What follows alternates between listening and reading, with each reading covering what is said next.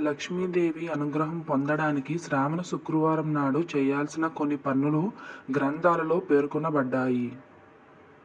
ఐశ్వర్య దేవత అయిన లక్ష్మి ఎవరిపై సంతోషిస్తారో వారి రోజులు భిన్నంగా ఉంటాయి. శ్రావణ శుక్రవారం నాడు లక్ష్మీదేవిని ఆరాధించడం చాలా ప్రయోజనకరంగా పరిగణించబడుతుంది. శుక్రవారం శుక్రుని రోజుగా పరిగణిస్తారు. శ్రావణ శుక్రవారంకి సంబంధించిన కొన్ని పద్ధతులు గ్రంథాల్లో పేర్కొనబడ్డాయి. ఈ రోజున యాలకుల నుండి కొన్ని నివారణలు తీసుకుంటే మన అదృష్టమే మారిపోతుంది. ఈ పరిష్కారాలు చూద్దాం. 1. ఉద్యోగంలో పురోగతి. ఎంత ప్రయత్నించినా ఉద్యోగంలో ప్రమోషన్ లభించదు. పనులు విఫలమవుతాయి. అటువంటి పరిస్థితుల్లో శ్రావణ శుక్రవారం నాడు పచ్చని గుడ్డలో 4 యాలకులు కట్టి మీ దిండు కింద పెట్టి పడుకుని ఉదయం లేవగానే దానం చెయ్యండి. 5 శుక్రవారాలు నిరంతరంగా చెయ్యండి.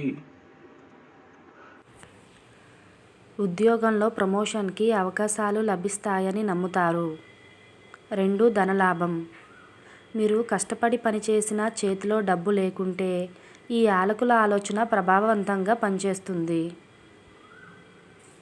శ్రావణ శుక్రవారం నాడు 5 యాలకులు పర్సులో కానీ మనీ వ్యాలెట్లో కానీ ఉంచండి.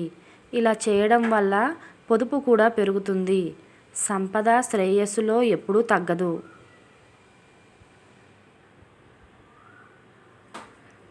వివాహంలో జాప్యం కోసం.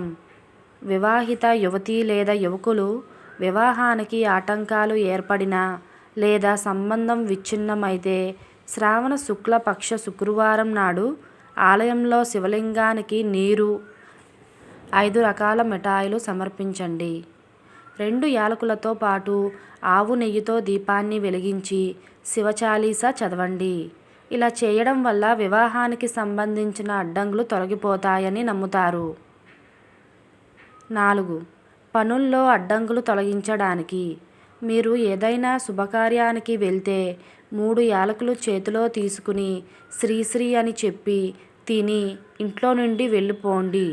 ఎలాంటి ఆటంకాలు లేకుండా పనులు కొనసాగుతాయి. లక్ష్మీదేవి అనుగ్రహం కలుగుతుంది. Thank you for watching. Please subscribe to my channel.